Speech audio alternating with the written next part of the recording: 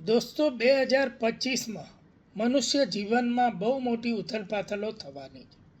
આ સંકેતો વર્ષ શરૂ થતાની સાથે જ 6 ગ્રહોએ એક જ લાઇનમાં આવીને આપ્યા છે. આ ઘટના શરૂ થઈ ચૂકી છે. એક જ લાઇનમાં સૂર્યાસ્ત બાદ આપને દેખાશે મંગળ, ગુરુ, શનિ, શુક્ર, નેપચ્યુન અને પ્લુટો.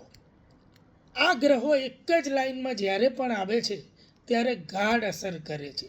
જ્યોતિષનો સિદ્ધાંત છે કે ગ્રહો જ્યારે નજીક આવે, નરી આંખે દેખાય અને જો એક સાથે કે સમાંતર લાઇનમાં હોય ત્યારે તેની તીવ્ર અસર થાય છે. ભૂતકાળમાં પણ આવું જ્યારે જ્યારે બન્યું છે ત્યારે તેની અસર માનવ જીવન ઉપર તીવ્ર બની છે. જો વાત કરીએ આ ગ્રહોની અસરની, તો એવું ચોક્કસ કહેવાય કોઈ પણ મોટી કુદરતી આફતો, અણધારી તકલીફો, અણધારી સમસ્યાઓ આવી શકે છે. આમ પણ વર્ષ 2025 મંગળનું છે. મંગળ આવે એટલે ઉથલપાથલ આવે, જોમ જુસ્સા અને બ્લડનો કારક મંગળ ગ્રહ. આ 6 ગ્રહોની પરેડમાં મંગળ પણ ભાગ લે છે એટલે ચોક્કસ કહેવાય કે ઉથલપાથલ તો અચૂક થશે. મંગળ પૃથ્વીના ગર્ભને ડામાડોળ કરે છે. નાની મોટી કુદરતી આફતો, ધરતીકંપો કે યુદ્ધ જેવી ઘટનાઓ પણ દેશ કે દુનિયામાં બની શકે. અને એક સાથે મંગળની સાથે આ બીજા 5 ગ્રહો માનવ જીવન ઉપર, માનવના મસ્તિષ્ક ઉપર આટલી તીવ્ર અસર કરે ત્યારે એવું કહેવાય કે દુનિયામાં અજુગતું બધું બને છે. આ અસરોને લીધે દેશ કે દુનિયાના બજારોમાં પણ મોટી ઉથલપાથલો દેખાય.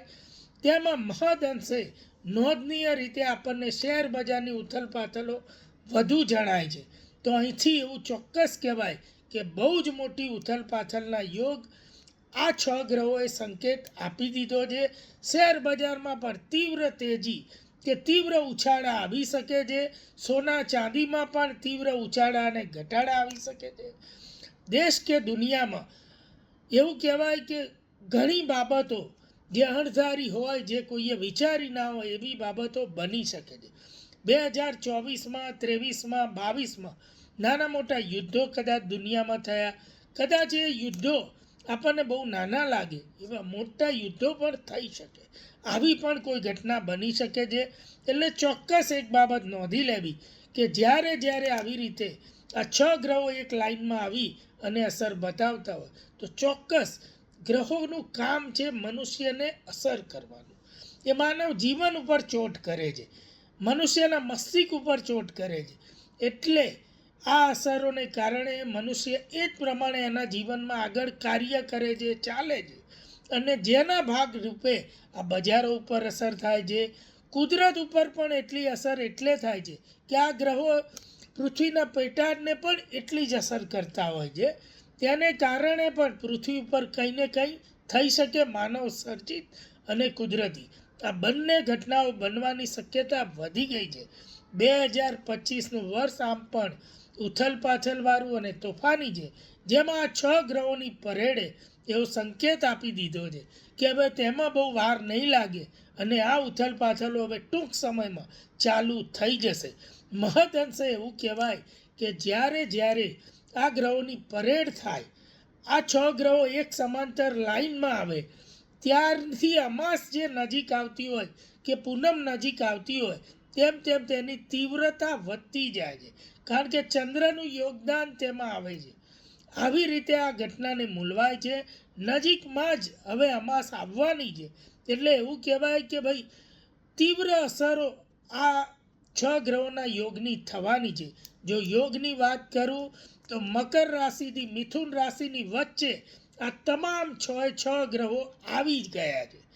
આ પ્રમાણે આ યોગ એવું ચોક્કસ સૂચવે છે કે નજીકના સમયમાં 2025માં તીવ્ર ઝડપે બજારોની પણ સરસાઈ દેખાવાની છે.